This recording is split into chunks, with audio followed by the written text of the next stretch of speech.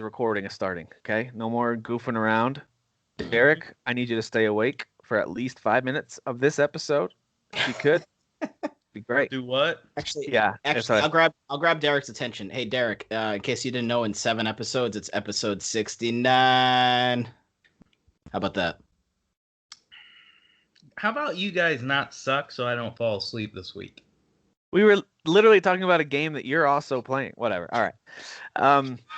Episode 69. Welcome to episode 62 of the Current Gen podcast. I'm Tim here with Dan and Derek, aka Sandman. I don't know what's a good name for someone who falls asleep. Isn't that the Sandman, Mr. Yeah. Split? Yeah. All right. Old geezer. Old man. All right. We'll try to stay interesting this time. Actually, we're going to close out the episode this week. So think of it like two halves. The first half will be some headlines. Second half will be all Resident Evil 8. That's really the main game. Then why didn't you start the show without me? I only want to be here for Resident Evil. That's fair. Some of this news is actually kind of interesting, though. But anyway, we'll close out with that way because I know Derek's going to do a lot of talking for that. He's played it more than the other two of us. I'll have a little bit to say. Dan will have, I'm sure, some to say. And I think Derek will have a lot to say. But we'll get to that. But first, we do have some headlines to get through. Let's start things off with the next installment of The Division from Ubisoft. It's called The Division Heartland. So I got excited when I first saw this, and the image kind of looks like maybe kind of more out in the country. Obviously, it's called Heartland, so you would think Midwest or maybe out in the Northwest or something. And they've described it so far as a free-to-play entry, red flag. But they are saying it's a full standalone game. You don't really need to play the other two to play this, they're saying. And it's going to provide, quote, an all-new perspective on the universe in a new setting. So my guess thank God for that.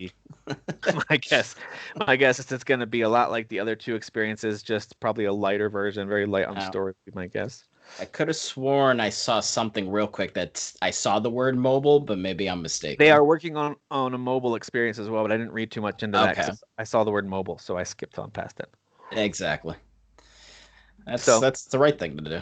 So there's that. Listen, free-to-play doesn't mean bad. There's some really good free games out there. Like Genshin Impact from last year is a great example of doing it right.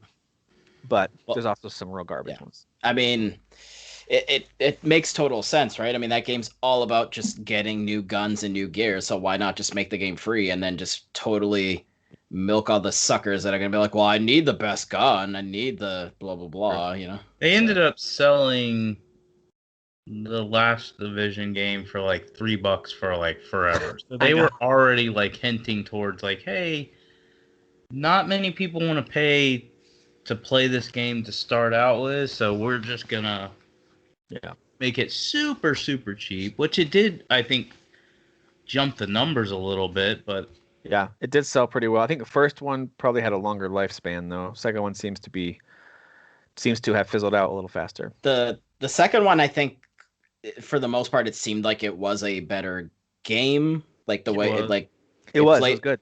Yeah, but like I think the setting of the first one was more interesting, and sort of the premise was more interesting. You know what I mean? Yeah, I do think it's interesting how much garbage was littered around the world of those games. There was so a much lot of garbage. So it'd be interesting to play a Division game out in the just like Derek's opinions of Returnal. Returnal. Such a good game. Not a word.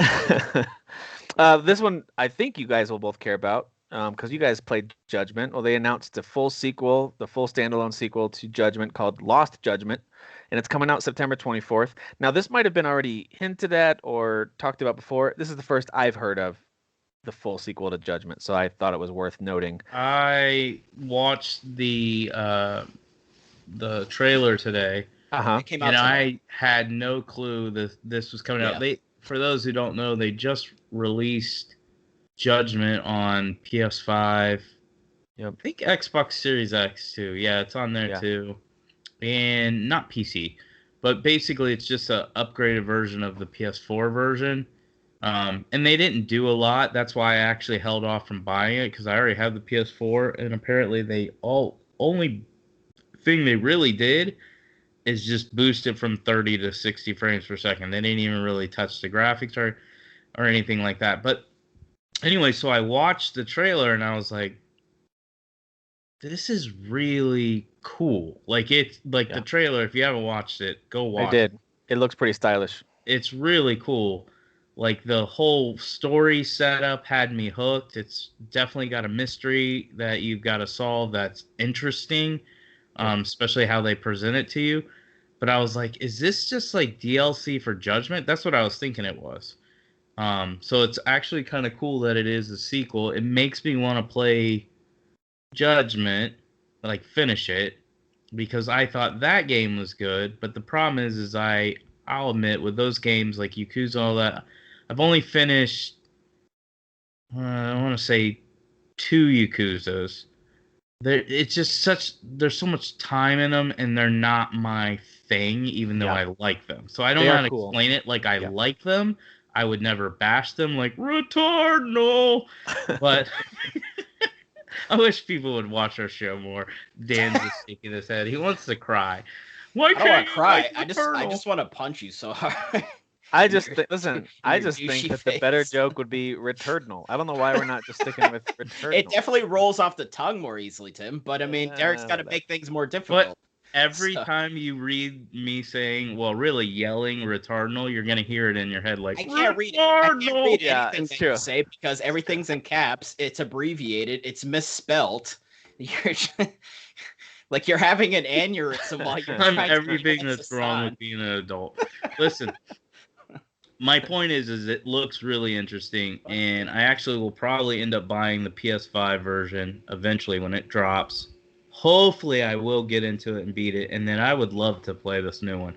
I'm actually pretty excited about. Yeah, September 24th. Even if I don't finish Judgment, this looks like you could just play this because the story is its own story with the same character. But I mean, how cool is a game announcement that, for the most part, maybe some people really close to it kind of heard rumors. I had not heard any more rumors yet, and then so announcement 4 months later is coming out. I love that. Yeah, I didn't know. I think it was so when I was working today and I was kind of scrolling through YouTube just to find something to listen to.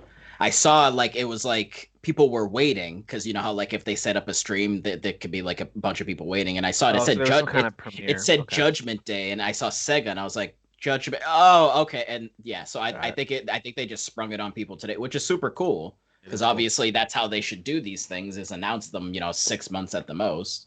Yep, so, and it's from the same studio that does Yakuza, agree right? Now. I don't see the point in. I see the point in announcing games early, but not like Biomutant is coming out this month, and we've known about it for over 4 years. Oh yeah. Well, to be fair, I think it was supposed to be out like last year, but then they were like, "Listen, yeah, we need more time. This needs to be spruced up." So. Well, to be fair, I would say I was just using that as an example because it's 4 years. It's a smaller studio, and they even said as they were making it, the scope kept getting bigger and bigger. Right. And if you've watched that game, which I don't know if it's part of your notes. It looks way different now. I don't care about your notes. Well, someone's got an attitude today. Someone's being sassy today. He did not like my retardal joke. Someone's been spending too much time with Lady Demi, whatever her name is, because you get sassy. I gave Lady D the D tonight. Oh, okay. But anyways, what I was trying to say is that it looks amazing. Like I was like, kind of on the only reason why I bought it on PC for like $35. I bought it early on so I could get it super cheap. And I was like, yeah, this will probably be good enough that I won't regret spending $35 on it. But I was not expecting what I've seen so far. Like I watched Game Informer's like 10-minute preview where they were talking about it and showing a ton of footage, and I was like, this looks fun. The combat looks like it's going to be a lot of fun too. A lot of fun. Yeah. And the world looks beautiful. The graphics look great. I'm sure they were playing on PC, I would imagine, but I mean, listen, this could crash and burn. Like I said, I'm right there with you because it looks like it's going to be fun, and there could be some kind of misleading, like, oh, it actually sucks to play. I don't think it's gonna. I'm hopeful that this is one of those games that we didn't really see coming because we've kind of forgotten about it, and then boom, it's like one of those kind of sleeper hits of the year. I always love having a sleeper hit that I wasn't expecting. I feel like every year there's at least one, and it might not like win game of the year, but maybe it's in my top 10 because wouldn't Returnal be a sleeper hit to me? Like like for me, it's a sleeper hit because I was not expecting first. I was not planning to buy it because I thought, I might get it on sale or PS Plus. And then I watched some videos and thought the shooting looks pretty fun. And I was kind of just passively waiting for you to suggest, like, hey, we should split some games. What do you want to get? And that was my excuse. Like, oh, Derek kind of wants to play it a little bit, so I'm going to buy it. And I'm so glad that I did. he's even passive aggressive with his purchases. It's true with my money. I mean, my money's getting annoyed with me. Sleeper hit would dictate whether it's sold a lot or not, and we don't actually know yet. So I guess I meant more like critically or just even sure, the show. Sure. Yeah. Well, I meant it as in like sleeper as far as nobody. I don't think anybody thought Returnal would be what it is. Like, I think people were like intrigued by it, but I don't think they expected 9s and all that. People that do know the Housemarque, like their games, like they make very high quality games. Like even they do, but they usually make arcade games. Well, sure, right. But like, if you really think about it, that's all this is. This is the type of game they make, but they just made it a third person. Yeah. Dude, it is a lot like Dead Cells. So the same kind of hooks that got into me. Dead Cells. Dead Cells got its hooks in me big time because I don't usually like those kind of games, but something about those gameplay loops. As long as the combat is fun, and I think this combat is really fun. But we'll talk about Returnal again some other time. But speaking of Yakuza, because we were talking Lost Judgment, they did say that they're going to remain a turn-based RPG series going forward. I imagine that doesn't mean that they're never going to make an action game again or action sequences. Because if you played any, you mean, right? Yakuza, yeah. If you've played any Yakuza games, you know that there's so many different little gameplay elements that they'll throw at you. There'll be a little mini game here or there, so there'll probably be some actiony moments for sure. But the main combat, it sounds like they want to stick to the turn-based. I think that's going to be the thing now, right? They're going to have Judgment be like the old Yakuza games, which are more action-oriented. I think you're right. And then they're going to have that, continue the Yakuza series, but it's going to be the new turn-based style combat. So, which I don't quite understand. Why wouldn't you just let Yakuza be Yakuza and then make Judgment a Yakuza light type game, but you do the art? They just want to switch it up. Switch it up, bro. You don't do that. Hard to say. YOLO, bro. YOLO. Well, so those were two of the more general announcements I wanted to highlight. Then there was a couple of Nintendo ones I thought were interesting. There's a game that I'm mainly just highlighting because I know my son and I will play it coming out in June. It's called Game Builder Garage. It's basically a super light way to learn how to program a game. So if you've ever seen any of those coding or programming mini games, they're usually browser based. My kids love to go on these coding things where you can code your own activity or code your own game, and they're basically learning the basics of how to type in a command, sequence them together, and then watch it play out, or maybe build yourself a little version of Pong or something. So they're doing something like that for Switch called Game Builder Garage, and they've added a few more tools. It's very simplistic. Like this is not like Mario Maker 2 even. It's not even quite to that type of level of intricacy. It's meant to be more, I think, beginners who want to learn how to create games and then how to layer some visuals over them and stuff. So sounds like an interesting concept, and it comes to the Switch on June 11th. A lot of touchscreen stuff you can do if you're playing handheld mode. So that one will be fun. I did watch the trailer. It was a very Nintendo trailer. Very Nintendo.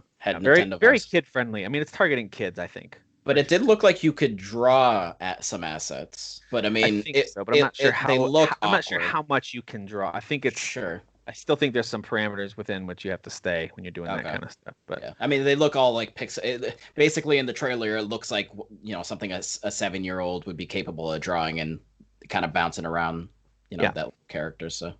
But I think I get the feeling that because, and I've just seen my kids do this with school and different activities where they've brought home a book or some kind of assignment where they have to go and code something. Mm-hmm. And it's very like colorful and bubbly, and they're trying to teach kids the basics of coding and how coding works. This has the same vibe to it when I looked at it, of drag and drop a lot of the little boxes to connect. I mean, I'm just basing this off of Mario Maker, but like Nintendo's really good at making these kind of games, or and making them platforms. Fun. Yeah. Because I mean, gamifying what's normally work, they're making that part fun. Right, and that I can appreciate because like I've tried like years ago delving into RPG Maker, and there's like been different iterations over the years. Yes. And it's you look at it and it's like, oh, I really want to like get into this, and some aspects are easy, like just simply choosing like what kind of like weapons and customizing things and the way the character looks. But like once you get into the minutia of it and trying to figure out how to connect maps and like making like an actual event, like a cutscene happen, so to speak, like it's like, how do I even like, because there's no tutorials, so it's like it's very difficult. I like the idea idea of RPG Maker, but every time Yeah. I've actually fired it up in the past, it's like, whoa, this is way too much. Yeah. But if you can download on most consoles and systems, I think even PC, you can download essentially just the RPG Maker player, and you can play games that others have created on there. I've contemplated getting the new one because it did actually come out on PS4. Yeah. I just And haven't pulled some the trigger stuff yet. that other people make is surprisingly good. So you Yeah. just look for the ones that are rated real high. And but other Switch news is that they are now up to 84.6 million units sold. And I know that, selling a console isn't necessarily the best barometer of how well a company's doing, but that puts them in 8th place overall in total console sales in history, just behind the PS3. PS3 was up to 87.4 million units sold. So I don't think it's going to take Switch long to surpass PS3 and jump up to 7th. The next big jump after that will be the Wii, which was 101 million.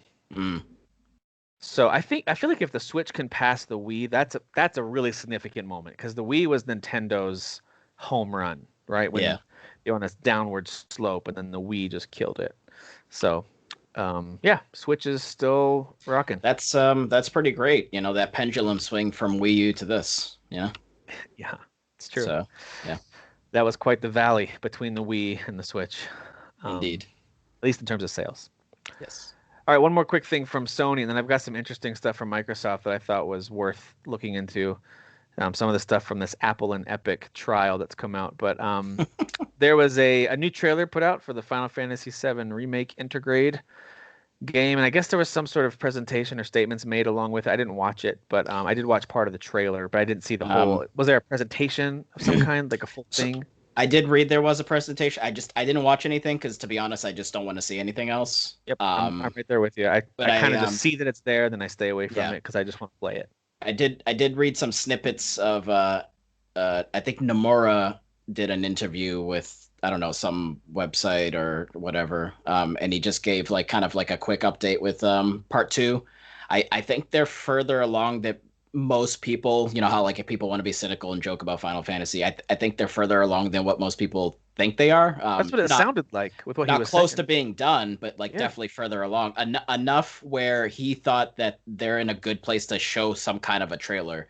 But apparently the execs above him were kind of like, not yet. Let's give it a little more time. So it's he basically said it's going really well. They feel good about it, and it's going to be a very different environment than the first game was. Obviously, we kind of knew that, but he was just confirming. Right. Yeah, I took that as clearly this is now you're outside of Midgar. Midgar is a very sort of sort of near future, sort of almost cyberpunk, kind of. Now we're heading out into the wilds. Metal everywhere, and now it's just open wilds. So The other thing was that Remake Intergrade is confirmed as a PS5 console exclusive for at least 6 months. So that means, doing the math on that, December 10th is the earliest that you would possibly see this show up on other platforms. But what's interesting there is that they told us it's a 6-month. So do you think we'll see Series X and PC get Final Fantasy VII Remake this winter? It's weird that they're saying 6 months for Intergrade when Final Fantasy VII Remake, they said it was exclusive for a year. So technically the year's already up. So did they extend it with Intergrade? I don't know. It would be weird if they did put out the non-Intergrade version on other consoles between now and December. In my mind, it's just cool. In December, maybe around the holiday, maybe just after New Year, PC and Xbox gamers will get the whole Final Fantasy VII Remake Part 1 experience, Intergrade and all. I mean, to me, that makes the most sense, but we'll see. I'm wondering if that's what because it wouldn't make sense to release Remake regular vanilla edition and then release the Intergrade edition. I don't know. That's strange. But we'll see what happens there. So that was all I could find for Sony this week. But here's some stuff with Xbox that I thought was interesting. And Derek, since you're supposed to be our resident Xbox, I'm curious what you think about some of this stuff. But I think we kind of knew this already. So basically, during the trial, the witness that's been brought in from Xbox, I think it was a couple of different people, specifically some VPs from Xbox. And what's happened with this, it's supposed to be Apple versus Epic. That's what this whole trial is supposed to be. But it's kind of become a way to air these gaming industry secrets in some ways, or at least some inside information, which has been kind of fun. And these 3 that I thought were interesting all were Microsoft related so far. The first one is that they confirmed that they've never sold a console at a profit. Does that surprise either of you that Xbox has never sold a console at a profit? Really? Not really. No, that is surprising because like usually towards the latter half of a console's life cycle, they're making some kind of a profit. I mean, even the PS3 did, and I'm pretty sure I remember them saying that they did. Well, So I feel like that's Microsoft drops their prices more dramatically than the other two hmm, typically. hmm, So maybe they okay, always stayed just under the amount that would help them make money. yeah, But this does kind of confirm for all of us, like, hey, this is why the subscriptions have always been so important. yeah, Xbox yeah, Live and now Game Pass and stuff like that. So, interesting. um, that was number one. Number two, it was revealed that internally their discussions, their expectations, as they were looking at the competition, they fully expected, at least at this time last year, that during 2021, Metroid Prime 4, Bayonetta 3, and Breath of the Wild 2 would all be out on the Switch. So, like internally and their connections and what they knew, I just thought that was an interesting Wait, what? assumption they were making. So Microsoft was assuming that Nintendo was gonna like because they were trying to measure up what's the competition doing with their exclusives, Okay, and so they were kind of assuming Nintendo's gonna be delivering just like Sony on all these major exclusives they've announced. And of course, we know so far at least Nintendo has not done that. But so why is any of this even being connected to Apple versus Epic? Like this all seems very like they're just kind of like, hey, pay attention to this detail over here that we somehow know. yeah, I didn't grab the full context of everything, but it all has to Hmm, do with just witness testimony they're providing as they're asked certain questions. okay. And I'm assuming that this comment about the Nintendo exclusives was probably just to make some kind of totally separated point about how Yeah. they keep track of or how they talk internally about the competition or something. Hmm, Like who knows? But okay. somehow that came up and it was just funny to hear like based on what Microsoft knew, and I would assume they're connected and have some informants of some kind. They assumed those games are all coming out this year, Hmm. and doesn't look like that's going to happen. Maybe one of them. That'd be great if one of those drops this year. Last one I thought was the most interesting. So this is some internal documents that Microsoft has about The Last of Us Part 2.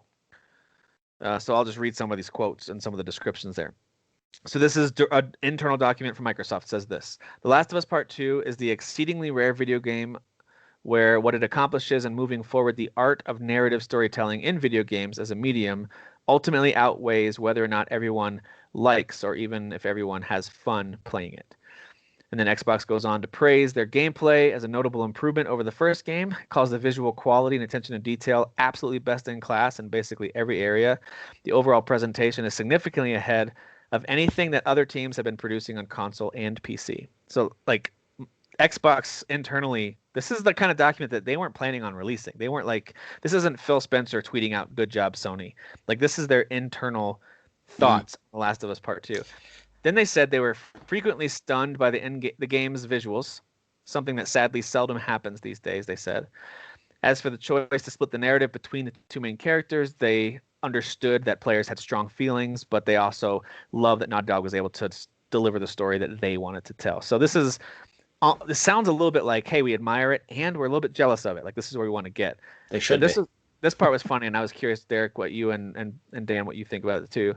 Xbox says their biggest gripe with The Last of Us Part 2 was the inventory system and the lack of any kind of quick switch between items and moment-to-moment gameplay. Hmm. Also, they were critical of the gun combat. This sounds like something Derek would write. It says Naughty Dog still can't seem to make decent gun combat in any of their games, and this one is no exception. Sure. Ouch. It hasn't been their strong suit for Right. ever, pretty much. So Well, what I kind of love about that is that so they take a shot at them right there, but it's not like we're just trying to be mean. Like this was their honest appraisal sure. internally of this game, and I found that fascinating because you just don't hear almost in any industry, especially gaming, companies honestly talking about other companies and their products very Well, often. I mean, they're not technically talking about it. It's being brought up in some Yeah, I court know. case in some I know. courtroom that is for some reason like deviating over to Microsoft, even though the two companies are Apple and Epic. So it's I like, think it might have to do with they're interviewing a whole bunch of different companies on different topics within this case. So still seems weird, Tim. I don't Yes, understand, it does seem a but little weird. Derek, what do but you think about Xbox's thoughts on The Last of Us Part 2? Does that surprise you at all that they would have an internal document reviewing a major game from another company? No, I think all companies should do that. I don't know if Sony does it because they come across as more arrogant, but to me, if you're running a business, and definitely if you're running it behind, like like to be Microsoft or Xbox, you can't be a fanboy. And what I mean is, you can't sit there and release the games that you're releasing, paying attention to your competitors and being like, we're just as good or better. Like if you go into Podcast Unlocked, that's what you're going to hear is Xbox games are great. Now, there's a lot of PlayStation fans in there, but my point is like fanboy, that's their mindset. Yeah. You can't do that if you want to run a successful business. You got to be able to look at it objectively and go, there's a reason PlayStation outsells us. There's a reason why they're, I would say, better. And it's because they make better games. So what do? You go and study what they do. I'm not saying you want to mimic it, but you want to at least take what they do and then try to take it further. Yeah. So, I think anybody who wants to run a successful business 100% should be doing that. And even Sony or PlayStation should be doing that. They do what they do well, but they should be looking at Microsoft and Nintendo and going, okay, what do they do well? For instance, Microsoft does a really good job of creating narrative, like single player narrative focused games that are always co-op, and they nail it. Like you can play a co-op game, you can play a Halo or a Gears, but you're still getting that single player experience too. So, and not all games can do that. For instance, Outriders try to do it. I know that's not PlayStation, but my point is it try to do it. It's a super fun game. I know it gets made fun of, but it's really, really fun. But it didn't nail the narrative part of it. It's not very interesting. It has a decent story, but the way it's told is not done very well. And PlayStation's never been able to do it. So I gave a long answer. That's just where my brain goes. They don't want to, because clearly they, for the most part, their first-person games are very narrative, single-player focused. So they obviously don't care about that one particular detail that much if they are taking notes and reviewing internally and so on and so forth. Too, it would be great if Sony had some internal documents talking about, all right, Microsoft is doing the archiving of games and backwards compatibility so well. What can we do? Like, I hope that they're looking at that. I hope Nintendo's looking at they're definitely doing that. We were talking about games. That's where I was taking it. But as far as like how like for instance, like you were saying, the way Microsoft has gone from, okay, right now we're not releasing games at their level. Hopefully we will, or we'll buy everybody who makes games so we can be like, hey, we do it. Exactly. They stopped making games when we bought them, but we own them. So yeah. But as far as services and stuff like that, they're top of the line to me. Like Sony doesn't compete in that area. They're trying, and I know they are planning, or at least the rumors were they're planning to make some adjustments, but I think all companies should be doing this. Sony's up their game in those ways that I don't think they would have if it weren't for Microsoft doing so well at it. So Sony has made some great steps forward, even if you've used their app and stuff like that. Like they've really done a good job of trying to combine services, but they're just not there. They're still not there. Nintendo's behind in that. Sony's like almost like this like middle child between Nintendo and Microsoft. Like they try to do some things that are like that sort of the majority want, but then like they really kind of try to like argue against it as much as they can until they have to pull the trigger because enough people are like being like, dude, cut the shit. Like with the crossplay across consoles, like they were being sorry, so stubborn about that. But then people just kept pushing and pushing. Like with Rocket League, they were like come on, like just let us. We already have it set up. It's possible. Just let us do it. Like and it's just kind of, it's a little bit of that Nintendo stubbornness. I think it's just kind of like being set in their old ways, and they like, well, this has worked for us. It's like, yeah, but like now Microsoft has Game Pass, and like people are super into that, so you got to figure something out. Like it doesn't have to be identical, but something that's like interesting and somewhat comparable. Like you have all these games, you've been around for so long, like people want to play your old games. Damn it. What I think is cool about some of these internal communications at Microsoft that have come out, there have been other ones, and I'm sure there's more, whatever. But what I think is cool is that it just shows a lot of transparency over at Microsoft. So even though they're from the outside looking in, it's easy for someone like me to go, where are the games? You own so many studios. You've bought so many studios. And Sony's bought maybe like a tenth of those and still somehow keeps churning out more. What do you like? It's easy for me to say that from the outside looking in. That being said, I do think internally as a company, they're doing the best they can to have, it seems like, have a lot of transparency. They're keeping an eye on the competition and the overall industry. And they really are trying, I think, with Phil Spencer's leadership, trying to let the game developers do whatever they do at their own pace. That's what they're trying to do. I think it's coming back to bite them a little bit, having no hard deadlines of any kind. But yeah, I like seeing the transparency and the fact that they are openly talking about the rest of the industry. I just think that's kind of interesting. And I mean, yeah, and obviously Last of Us is superb. So I'll just go ahead as the pony, pat myself on the back, and accept that compliment. So thanks, Derek. Thanks, Derek. Appreciate it. It was the second best game of 2020. Behind. You have terrible taste. Behind Final Fantasy. Behind Ghost of Tsushima. Behind Final Fantasy, right? No, that was third. Sorry. All right. Lastly, I thought Dan, you might be interested in this. Open Country. It's coming to PC and Xbox on June 3rd. So it'll be on Steam and it'll be on Xbox. It's a third-person adventure survival game set in kind of a modern American Northwest, maybe a little bit Canadian type. It looks like you're up in North Dakota, Montana, Wyoming, that kind of area. And it's a survival adventure game. You go hunting, you build your shelter. It's that whole deal. Sure. Are there Vikings in it? No Vikings, sadly. It looks I'm out. It looks like you're. I do wonder though, like, can you eventually start your own cult and become the villain of Far Cry 5? We don't know yet. Maybe. This is actually secretly being developed by Ubisoft, and it's the prequel to Far Cry 5. Yeah, you get to be Joseph. It's Joseph, the early days. Yes.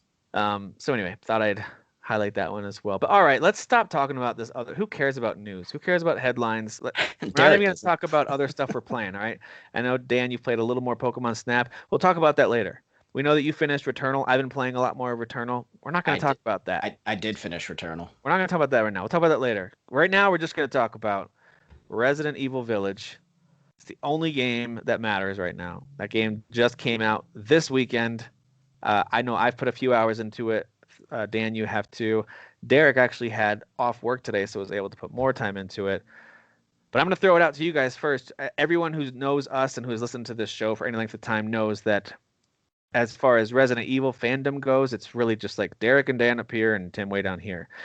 I did play through 7 and enjoyed it, and I watched the recap before the start of 8 just to kind of refresh my memory a little bit, and I was like, oh yeah, that was kind of an interesting little story they told there. I liked that.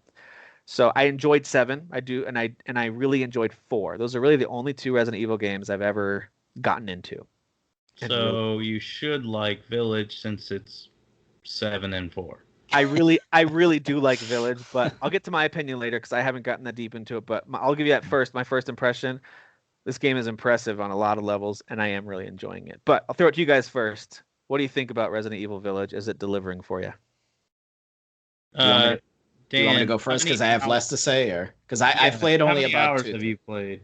I'd say about like 2 or 3. Yeah, closer to 3. So. Okay, so go ahead and talk.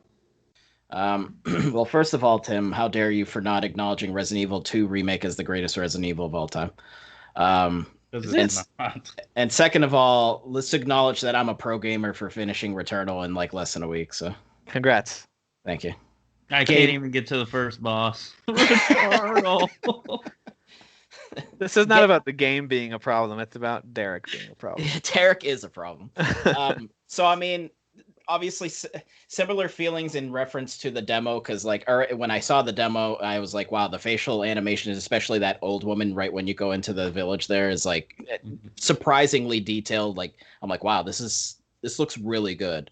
The lighting is phenomenal, which, you know, I acknowledged from the demo, but like now kind of exploring some other areas that obviously the details of that Lycan's face right up in your grill, right in the early going. Yeah. It's just like, bad oh, teeth. Okay. Bad teeth.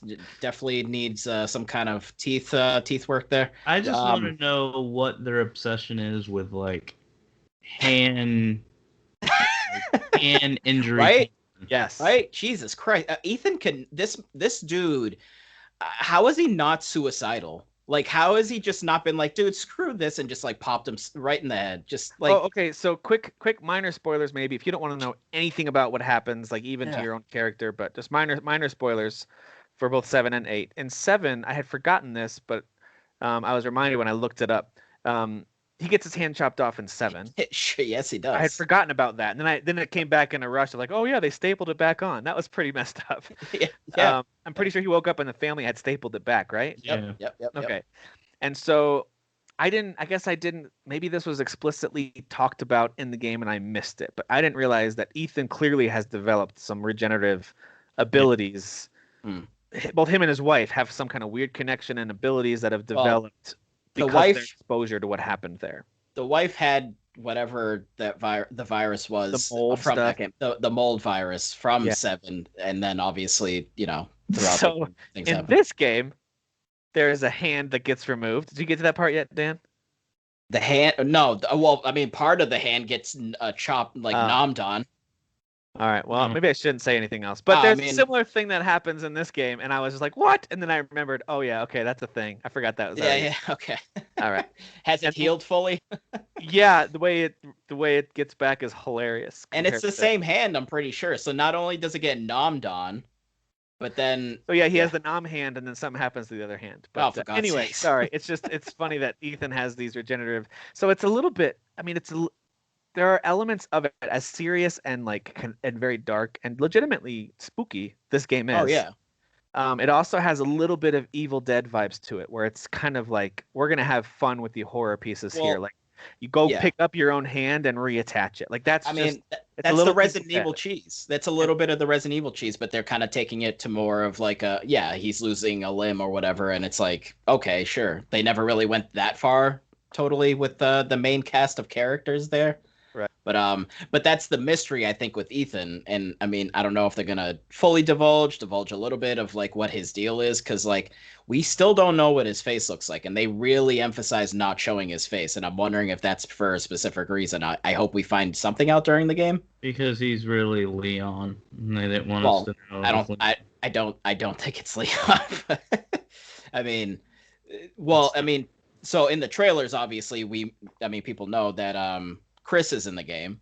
So, and I mean, yes, he is old. He does look older, but it's not like, it's not like he shows up at the end of 7 years down the future. And then he's there really early on in the start of 8. Which can we just real quick talk about how Capcom is so unbelievably decisive about how the hell Chris is supposed to look like? Like, how many different Chris's have we had? Like, do you know, Derek? Because I mean, I'm gonna guess whatever game guess like then he's always different. The what? Whatever game he's in, he's always different, and he's been in at least 5 or 6 of them. Well, because I mean, you figure in the earlier ones he kind of looked the same, but then when 5 came along, apparently he got roided out, because in 5 he's just huge and jacked, and his face looks a bit different. And then this one is more like, looking kind of like that version of actually he was in 6 too, right? Not as a playable. No, he was playable in 6. I lied. Yeah, so kind of more along the lines of buff Chris as opposed to the old, more lean Chris. But then I don't know why at the end of 7 he looks like just like a normal dude, like not that Chris. He doesn't even look like how he looks in 8 from 7. Yeah. 7, his face is completely different. Yeah, so it's very, very strange. I don't know why Chris seems to be like this, like, morphing individual throughout the series. But I mean, he does have a beard this time, so I guess you can make. Yes. Yeah. But I'm saying, like, as far as like what he looks better this time. 7, he looks stupid. This one, he actually looks like Chris. Yeah. But for those who don't know, I mean, you'd have to be like not paying attention to this game at all. They start the whole game off with like, you've got Ethan and his wife Mia, which by the way, if you've played 7, you actually have a choice to not. You could actually kill Mia. Or you can let her live. They obviously have. I played the game 3 times, so I killed her and let her live. But they chose that the ending was Mia and Ethan survive, and they are married again. Now they have a kid, and then Chris is the one who like helped them relocate and start their life over. Well, he's the one that comes in the door with his special force or special ops. Spoiler alert, slight for the start. Well, I mean, they show it, and then in the trailer they show this. He's standing over Mia, and but like Ethan's like yelling, and he just shoots her. But like the moments before, that moment right before that was shocking. It's super intense. Yeah, super intense. So the only reason why I shared that is because my thoughts on the game. One of the reasons why I like Resident Evil, while sometimes the story gets ridiculous, and what always hooked me from the very beginning, the very first one did it, was the mystery. And they do a good job. Whether they have a good payoff, that you can debate on some of them. They don't always have a good payoff, but a lot of them they do. They always have a good mystery that hooks you, that makes you go, okay, I'm about ready to endure 7 to 15 hours, depending on which game you're playing, of agony and pain, but I want to see how this plays out. Yeah. And they have nailed that with this one as well. So they hook you, and that's why I explained in the beginning. They hook you at the beginning, like, why is Chris doing what he's doing? Without spoiling it, Mia's acting a little weird before she gets shot. So you want to know why was she acting the way she acting? I really like that, by the way. They're back and forth of the husband wanting to work out this crazy trauma they just went through. Trauma, and she keeps snapping at him like there's nothing wrong with my memory, and she doesn't want to talk about it. Yeah. So I wanted to like see what happens there, but of course they if that conversation for you. If you wander around the house, there's some things that like Ethan kind of talks out loud. So like there's like you go into the bathroom and there's some meds lying there. Yeah. So it's like, and again, combining that with the events of 7, if they're following the path of her getting the the injection there. Well, like, the baby, there's some kind of results they're waiting for the baby, for Rose, right? And they got some kind of test done, so they were waiting for those results when everything goes down. Right. And then there's like kind of like a quick flashback and take. So like, there's this connection to Mia where like good mystery. That happens in the beginning, that whole moment, everything just right in the beginning, the first like 10, 15 minutes. Yeah. It's like, whoa, okay. And then that's what thrusts forward like the actual like what you're doing in the game, which is then you have the other mystery of is why is the village behaving the way they are? Yeah. Who are these people? Like, because according to them, everything was fine just a little bit ago. And until they praise this, what is it, Mother Miranda. I don't remember her name. But anyways, they praise her, and now Mother Miranda. And then now that this baby has arrived, everything's acting different. So Mother Miranda is now like leading the villains, apparently. Yes. So there's a lot of mystery to the game. So for me, story-wise, and I heard from some reviews, they do a good job, but they also fail in some areas. So I'm curious to see if I agree with what they failed in and what they did a good job with. But for me, the highlight for this game is, I agree with Dan. Graphically, it's amazing. I'm playing it on both. I'm mainly on PS5 right now. I'm 5 hours in on my PS5 playthrough. And I'm about 45 minutes to an hour in on my PC. But I'm just going to set the PC one aside until I finish PS5. I just wanted to see how it looked. Yeah. And I made a post about it, but I'll explain here. First of all, I was already blown away by PS5. Now, I don't think the ray tracing versus the 4K 60 frames per second looked good enough to drop my frames per second. So I ended up flipping the ray tracing off. I felt like if you turn ray tracing off, it automatically goes to 4K? Because I didn't see that 4K 60 frames option. Did I miss that? Yeah, if you turn off ray tracing, it locks at 60 frames per second. Does it tell you that somewhere? Or you just knew that? No, I already knew it. I think they had mentioned it at some point. By the way, this game is definitely not native 4K on either option. It's probably 1800. I'm only saying that because I wanted to see it in a nice resolution, but I really wanted it to be buttery smooth with the frame rate. Then you want to turn ray tracing off.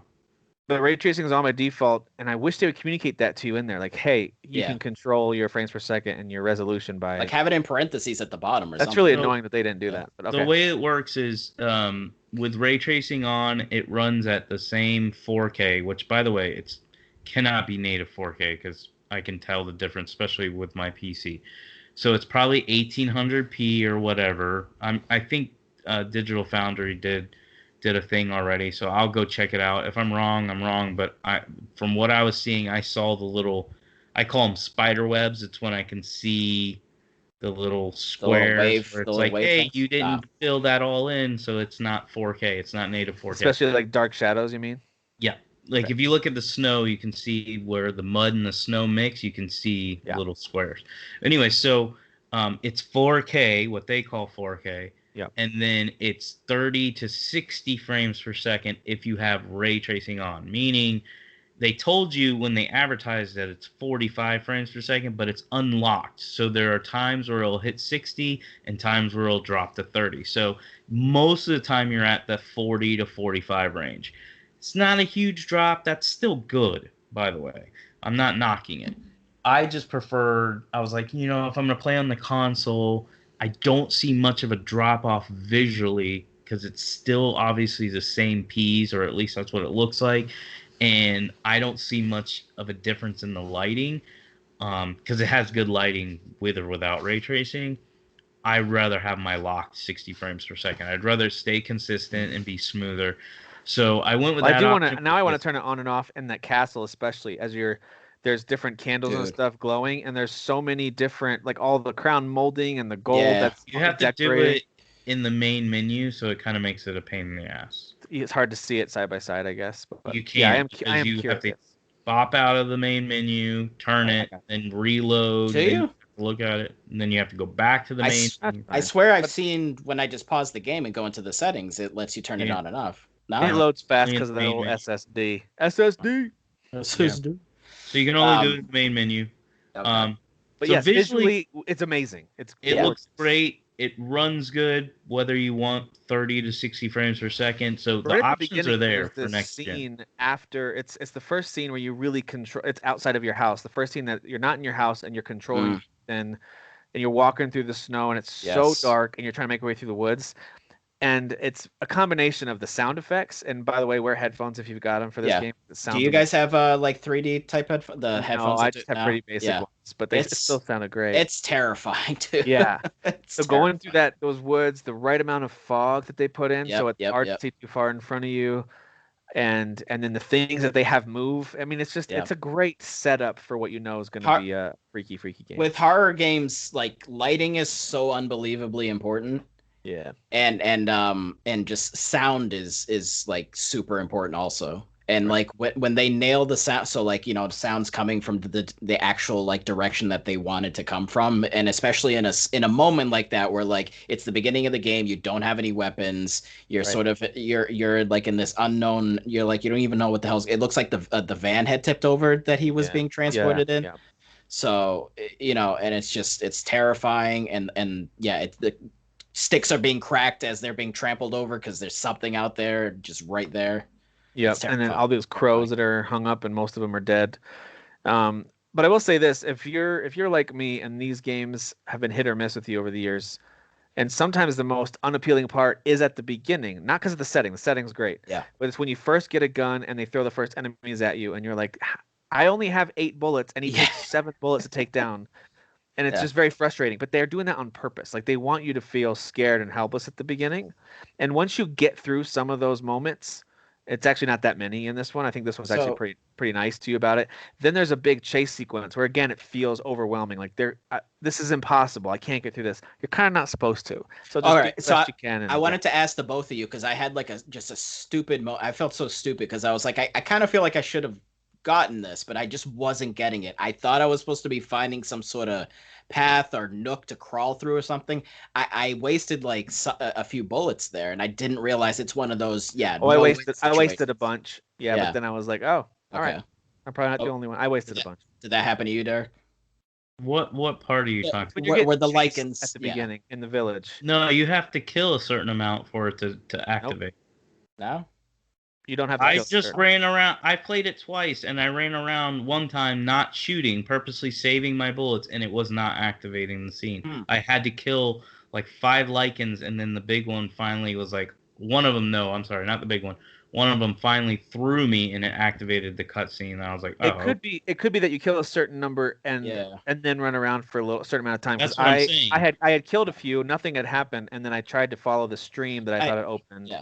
So basically, I ran for a good 2 or 3 minutes the second time I played it on PC because I knew what was happening. I was like, I'm not wasting my bullets.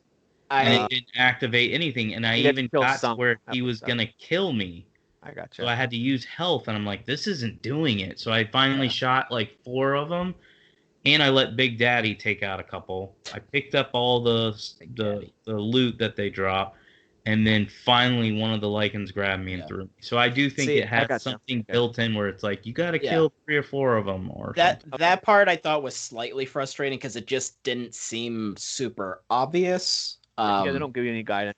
But it was a cool part nonetheless, especially when he jumps down, he's just all up in your face. Like, yeah, there's a lot of like just in your face moments. And that's, with first person perspective games, that's something I can appreciate, even though I prefer third person.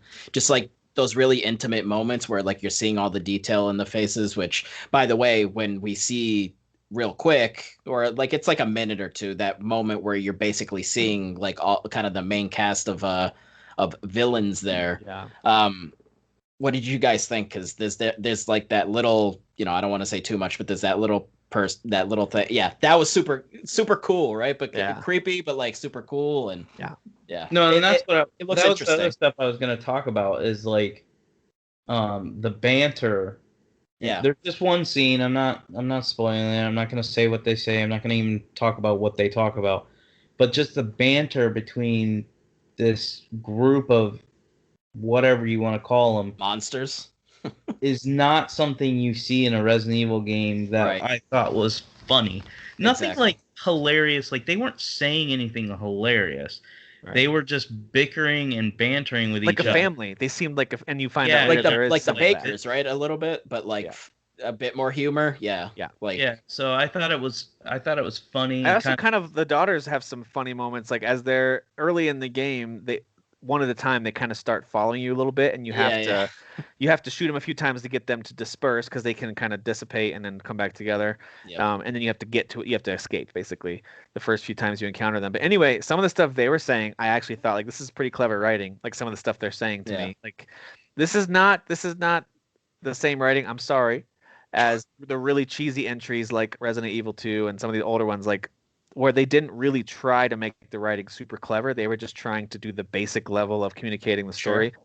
This feels like they actually put some real thought into the dialogue, and I love it. I'm finding it to be very entertaining, quite entertaining. Yeah, that's again that is why with 7 and then this one, even just the beginning, it's just they do feel like there is the spirit of Resident Evil. But like they do feel like it's like kind of like almost like a reboot, so to speak. But it's still being connected to the universe, Feels like the most ambitious one they've ever done. Yeah, They really like zoned in on. Okay, we made 7.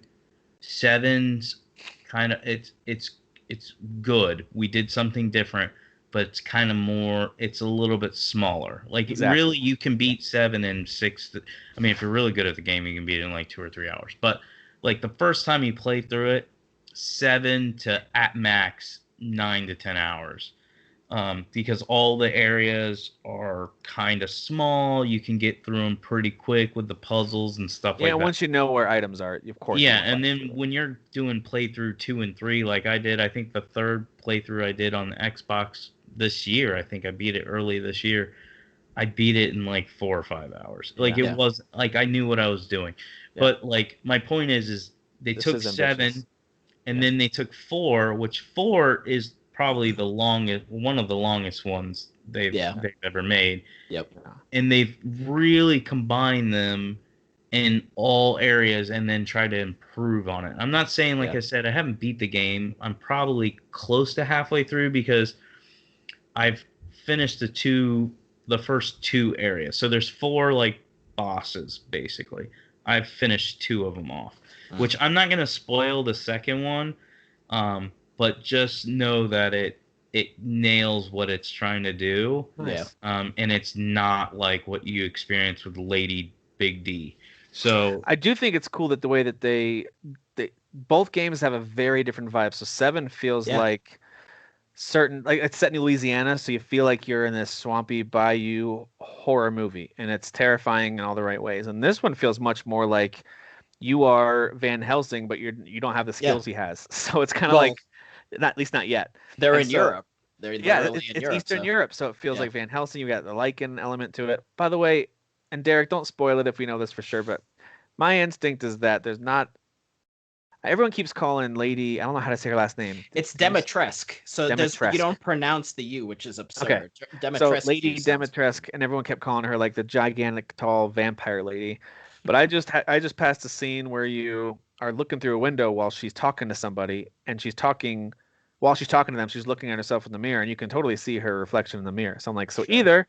either she's a vampire and they just don't care about that detail because the Resident Evil vampires that doesn't like, or she's not, and the vampire thing was. I mean, it's obviously some mutation of the virus. It's obviously it's something involving a virus. It's it's got. Yeah, It I'm not has gonna to be. spoil it, but You know? you'll get It's to not that see her true. straightforward, I'm You'll get sure. to see her true form I'm eventually. sure it's not that straightforward. Yeah. But yeah, 'Cause, I mean- I'm really digging like the Eastern European small village, creepy castle. And by the way, the castle design is absolutely stunning. Like it's Oh, yeah. so good. And I am curious to see if I turn ray tracing off, will I still get that same, like everything has this sheen to it, and it feels like I feel like Belle on Beauty and the Beast. I'm just wandering this big empty castle. Yeah, this terrifying castle with vampire broads Wondering when the you. beast is gonna attack me. But anyway, so I'm loving the vibe. The visuals are really, really great. The gameplay, and I've talked about this before with 7, the gameplay's never been my favorite. Like the way that Resident Evil 4 was the exception, because that one played different than the rest of them. That one was much more action RPG, in my opinion, than a lot of them have been. That being said, I am still enjoying the gameplay of this. It's just still not my favorite. I still like something a little faster paced. The shooting is really good, but it's still not my cup of tea. Again, So, I mean, a first person and a third person game are going to feel different as far as how absolutely. you're shooting. But I do appreciate that they brought back the elements from 4 as far as upgrading your guns. Yeah. Because they didn't have that. I like that guy. I like the Duke guy too. The guy. Yeah. That's why it keeps like appearing. I'm like, how'd you fit through that door? I can see myself beating this one 3 to 5 times, because one of the things that I'm loving about it, besides everything I've already talked about, but I'm loving upgrading the weapons and your character. So if you go and the map is so much bigger, so that was kind of what I was going to try to get into, is they've taken from 4 as far as like the village and stuff, but they've made it like this kind of mini open hub world, where it's a lot of things are blocked off, but you can eventually unlock them as you progress through the game. It's like small roads, right? It's like small little European roads connecting all the different like people's yards, their houses and stuff. And and there's usually secrets and treasures. Like I went, like after I finished the second area, I went back because there's a part of the second area in the beginning where you clearly you're supposed to have an item that you can place to unlock a treasure. And I was like, okay, I don't have this item. So I got the item from somewhere else, and I was like, oh, I need to go back to that area. Well, when I went back, I'm not going to spoil it, a surprise. It wasn't just, hey, let me go back here and get my treasure. There was more to it than that. That's cool. Never been in the other games. And I'm like, they have really, really fixated on making this feel like a bigger experience. Even though more Metroid-esque. Yeah. Yes. Even though the world's not much bigger, it's still very linear. And like I said, they still block you off, whether it's locked doors or a bunch of things in your way that they want you to get items to unlock later or access later. The way they've made me feel like I'm not just going from one area to the next just to progress the story. I'm exploring. I'm going, okay, well, how do I get that treasure? Oh, I can't. But the key to that is they've given you a lot of space, but there's no wasted space. So, and a lot of games do that. They have this huge, like 100 by 100 area, but they're only going to put items and things of interest in 20 by 20. Right. And the rest of it's just there so they can say, look at this big open space we've given you. And so I'm agreeing with you 100%. I actually like that they give you the guardrails and some of those video game techniques to keep you in a certain small enclosed space. It's still big enough that there's plenty to explore, like you said. even at the beginning, you go by some gates and some things that you're like, well, I guess I can come back here later. There's something back there, I guess. Yeah. And some people hate that. I love that because then it's like, okay, this game's Well, going to have some exploring and unlocking to do. I like that. That's one of the aspects that's one of the main aspects I love about Resident Evil is the sort of like not full on Metroidvania like kind of map style, but like and it's not usually like an ability as enough. much, right? It's usually more like find a key. Yeah, but it's just I like kind of that idea of exploring and you're progressing further and you're feeling rewarded for progressing further by finding a certain item and then remembering, oh right, that door all the way back there. So then you go back and they'll usually throw in a couple extra enemies just to throw you off your game because like, oh, but I thought I killed everyone, all the way back there, but then it's like now you're backtracking, but obviously some other things that popped up, so just to kind of throw you off. That little bit of Metroidvania style kind of like map building or whatever you want to call it has always been something that like Resident Evil has done, and I that's one of my favorite things about it is just kind of that exploration and feeling rewarded and finding like the best guns, because like usually the best guns are later in the game, but like if you've paid attention and you've found certain items, certain keys, whatever, done certain puzzles, then you get like the big badass gun that you can kill something in like one shot, like the Magnum. I think I already always got to find the Magnum. Yeah. So I'm only halfway through the game, and I've already unlocked like 6 or 7 guns. Yeah. Nice. Granted, I bought the digital deluxe, so it came with a gun. Well, buy it for 200. Wesker's gun, right? The Samurai Edge. It's the one that only costs 200, which is awesome. Yeah, Samurai Edge. That thing's massive. But I have, including the Samurai Edge, I have 3 pistols, I have 2 shotguns, I have a sniper rifle, and I have a grenade launcher. So I have 7 guns. Yeah. I've upgraded my inventory a couple times. I've upgraded most of my guns, not all of them. Like sniper rifle, I don't bother with because I'll only use it when I'm forced to. But all the other ones, like the shotguns, the pistols, now they do limit. Like you don't get a pistol and then they give you the ability to fully upgrade it. Right. They give it to you based off of like where you're at in the game. So you might be able to upgrade each department one time, and then the next time you go through another section of the game, you'll come back to the Duke and he'll have another. Yeah, he'll say, "I have some new items and new upgrades." Yeah. So they do a good job of capping you where you can't be completely OP in this game, but. Also, like I gotta say, the quarantine hit that Duke guy pretty bad. He was in great shape before he got locked down for COVID. I love how realistic his fat belly is. Like it's literally, like it's got dents in it. It looks like a fat dude. Yeah, he's a big dude. He's a big fella for sure. So it is. By the way, there are. If you're gonna play this game, if you're listening and haven't really gotten into it yet, don't feel scared about selling the treasure. Like you don't have to keep that for any reason. Just sell that because that's what you use. You can upgrade stuff pretty early on if you sell that stuff. It usually says in the description like, oh, this is worth something, or you can sell it. Like it'll say the word like sell or something. The only thing that's worth doing is going to your menu, highlighting that item, and when you click on it, if the only option you see is examine and it's called treasure, you can sell it. Yeah. Like some of them, and I looked this up just to be sure, some of them apparently you can combine to make something that's worth even more to sell.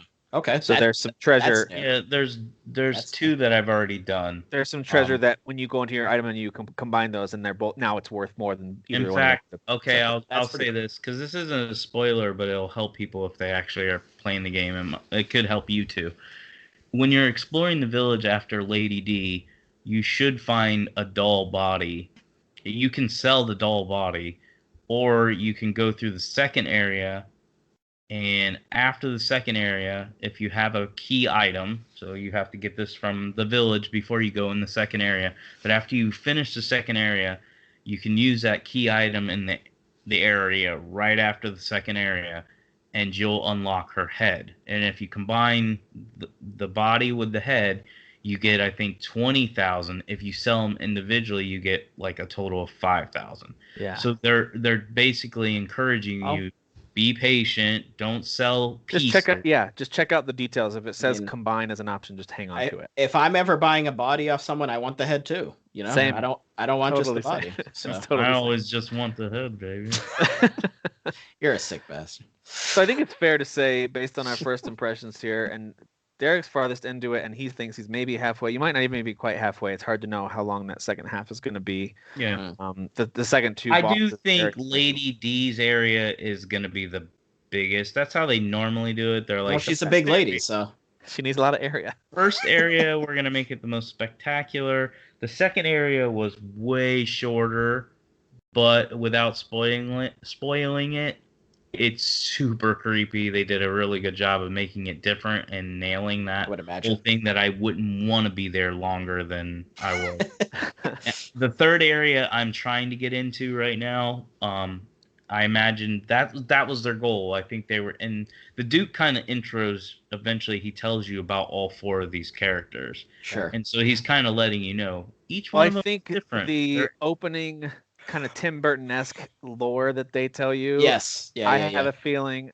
Don't tell me if I'm right or wrong. Maybe you've already learned this, Derek. I don't know, but as soon as I saw that, I was like, I bet you each of them represent one of these big bads that we're looking at. So anyway, I thought that was really cool. By the way, that animation was completely really cool. Forgot to even mention that was really well done, and it had total Tim Burton vibes for sure. Absolutely, definitely. Yeah. So everything about this game is amazing. I even told Tim the other day, I was like, I think he was trying to convince me to like Returnal, and I'm like, oh look, he said it correctly. Hey! Go away, fanboy. Returnal's amazing. And I basically just told him, I was like, dude, I don't care about video games right now. I'm real apathetic about everything. Like, I just don't care. This is the first game, like, I actually took work off.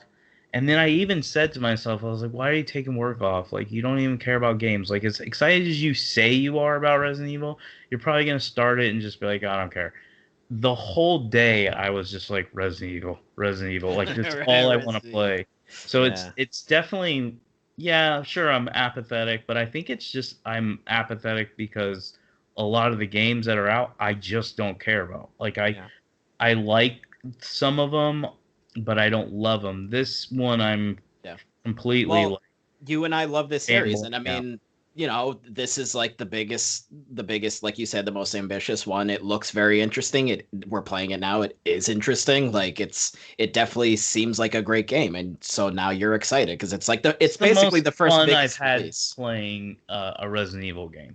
Yeah. Like they really nailed 7 and 4. 7 was really, I mean, it had action in it, but it was really a lot of horror. And creepiness with and boss fights, lots of horror and creeping around and stealth, and then a boss fight.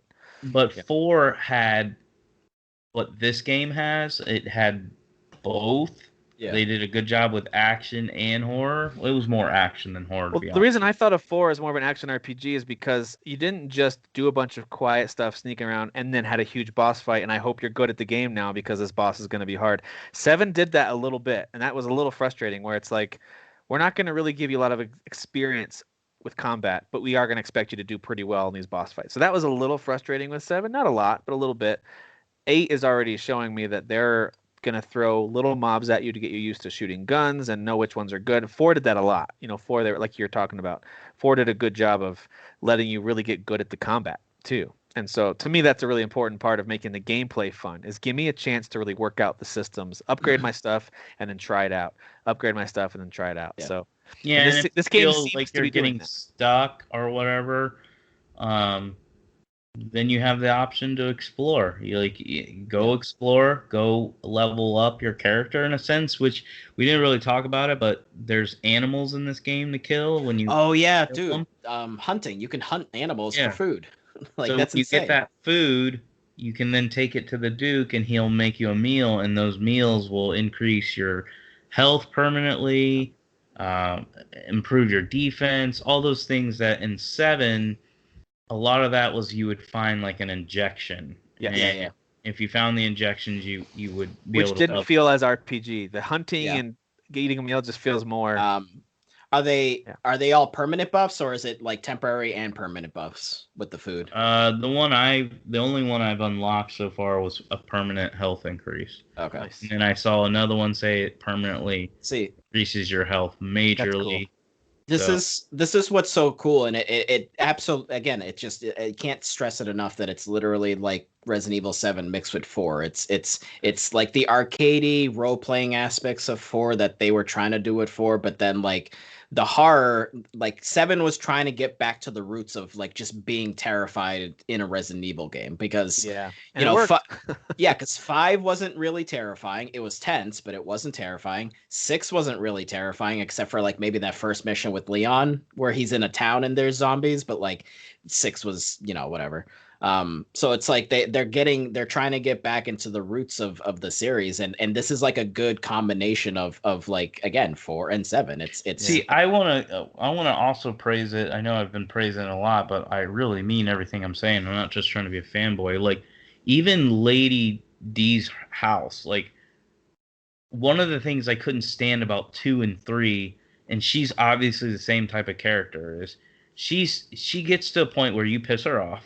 You make her mad. She knows you're there, and you're always mad. making ladies mad, so she gets really mad at you. Yep. And so she decides she's going to find you. And Yep. so she'll start walking the house looking for you.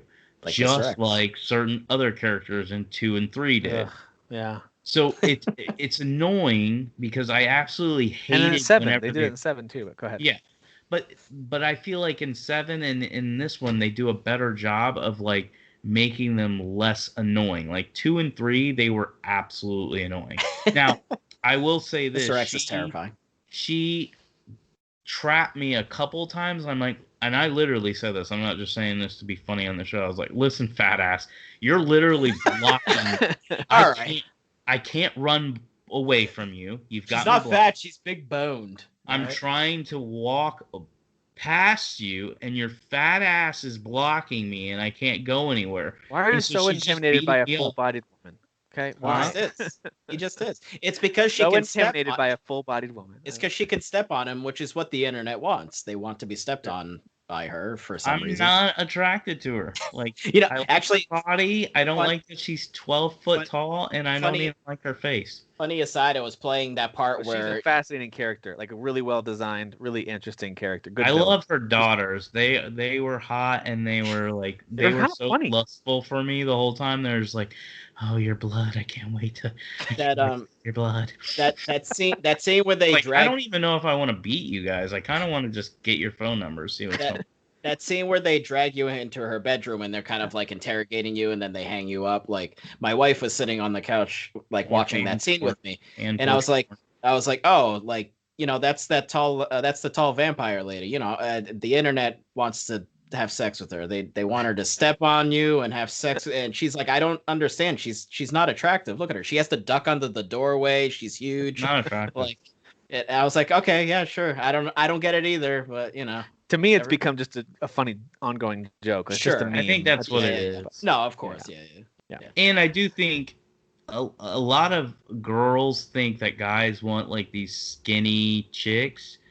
There's more guys I think like me. Like when I date girls, I'm like, especially like if I'm on a dating app, I'm like trying to see if you got those curves. That's all I care about. what is that like creepy chin rubbing? Like you got those curves. Yeah, you got those curves. All right, before we derail back into Derek's dating life, let's wrap this up with our final, or I guess so far, our first impressions of it. If you haven't picked up on it already, all three of us are really loving it. And what's cool about that is that it's coming from two guys who know the series well and already love it. But if anyone's going to have a critical eye for it, it's going to be you two, because you've played all of them. And if they drop the ball, you'd be able to call it out. And then there's someone like me. I don't even really like horror games in general that much. Like they're fine, but they never really do it for me, because either they're not convincing enough to be truly scary and kind of get my adrenaline going, or they're just not that fun to play. Like a good example, not trying to take a shot at Microsoft, but The Medium, it was spooky, but it was not fun to play. So terrible. So as I'm playing this, I'm not expecting The Medium, that small dev team, to do this. I get it. That's a totally unfair comparison. But when I'm playing a spooky game and it's fun to play and there's a ton of mystery in the story, Medium had some pieces of that, but man, this game is just knocking it out of the park for me, and I wasn't expecting it. I was trolling you guys on text earlier. I was going to tell you how it's overrated. It's not. This game 100% deserves all the love it's getting. I'm a little surprised at some of the sevens and low eights that some people are scoring it. Because I think it's a 9 easily if you play it with an open mind. Well, I'm not super into horror either, Tim, but like Resident Evil is just different for me because it's the balance of it's a horror game, but like you're playing a character who's in a position where they can at least try to defend themselves and escape the situation, because you have guns and weapons. Just wait, boys. Just wait. Well, I mean, then there's always the scenes where you're in a compromising situation, like when he's got the like handcuffs or whatever, and he's trying to. I can handle a good horror story, even one that surprises you, and a character like, even in a movie like Cabin in the Woods, I thought was a great horror movie. Like when done well, a good horror story, even if it catches me off guard and doesn't have that perfect, fairy tale ending, I'm okay with that. Like just do a good job with it and make it a fun experience. So far this is delivering, and I have confidence it's gonna keep doing that. So this will be a fun one. This might be the first game of the year discussion at the end of the year where I'm actually chiming in support of Resident Evil game being up there pretty high, because I'm loving it. Resident Evil games have a way of starting strong and finishing weak. I did watch, I think some reviewers say that they're like, it starts super strong and they always end up in some underground lab, right? So, we'll see. Kind of hoping they went away from that, and I could see 7 didn't have the strongest ending if you were to like compare it to the rest of the game, but it still was a satisfying conclusion. I will say it got beat up a little bit more than it should have. Like my first time playing it, I didn't like the ship.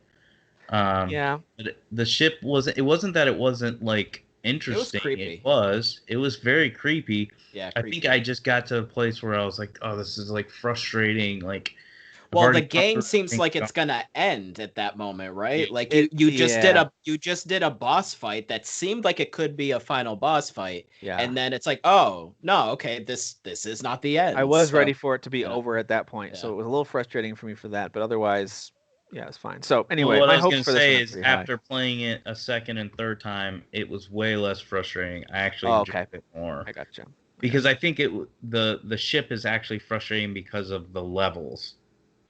In the way you had to move up through the windows and all that. The elevator and all that. It was a very frustrating area. It was well done as far as creepy. It wasn't a huge area, but they did make you go back and forth a bunch, which was a little annoying. Yeah, they made it tedious. It was almost like, hey, we realized we only have like a 3-hour game. We probably should make this area really. What if you make them go back and then come back over here, and then go back over there?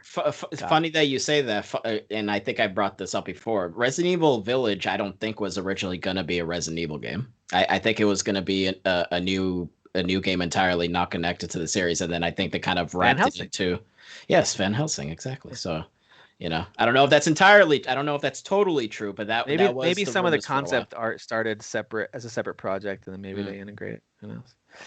All right, we're gonna wrap. Good job, though. I would give it a high 9 so far in my experience. I've loved everything, and when we're done with this, I'm gonna jump back on. Yeah, I'm gonna dive back in tonight too. For me, it's sitting at that 9 out of 10 range. The only thing keeping it from being like, if everything I'm saying is positive, so why wouldn't I give it a 10 out of 10? Well, like I said before, the gameplay of this first-person style game is still not quite my favorite. Like the gunplay, the way the aiming speeds and all that kind of stuff, still not my personal favorite. But it's not bad. It's just not my favorite. But I still like it a lot. It's about a 9 out of 10 for me so far. I'm digging it. All right, well, that does it for us this week. I'll let you guys get back to your Resident Eviling. I'll also go back to some Returnaling at some point. I'll do that too. Hey, Returnaling, that's normal. Returnaling. And I think next week we'll probably give any updated impressions we have on it. I'm sure Derek will be on playthrough number 4 by then. Dan too, maybe. Who knows? Because he does fly through games. I'll have finished Returnal a second time, Tim, before you even finish. Before I even get to that third boss. So, all right. Well, thank you guys for listening. Thank you too for staying up late to talk. We'll see you next time. Lady D.